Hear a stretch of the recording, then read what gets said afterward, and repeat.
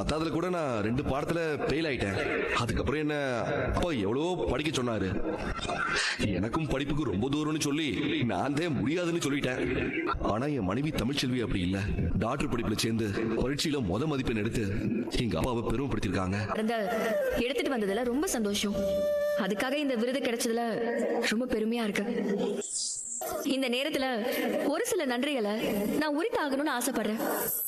பொதுவா என்னோட கிராமத்திலயும் சரி, என் வீட்டு பின்புலத்திலயும் சரி, யாருமே என் படிப்புக்கு சப்போர்ட் பண்ணவே இல்லை. எங்க அம்மா என் படிப்புக்கு துணை நிக்கணும்னு நினைச்சாலும் எங்க அப்பா அப்படி நினைக்கவே இல்லை. அடுப்பூத்துற பொண்ணுங்களுக்கு எதுக்கு படிப்பு?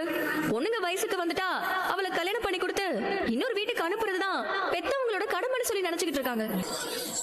அப்படிதான் 12ஆம் கிளாஸ் படிச்சுட்டு இருந்த என்ன பள்ளிக்கூடத்துல இருந்து நிப்பாட்டி என்ன கல்யாணம் பண்ணி கொடுத்தாங்க.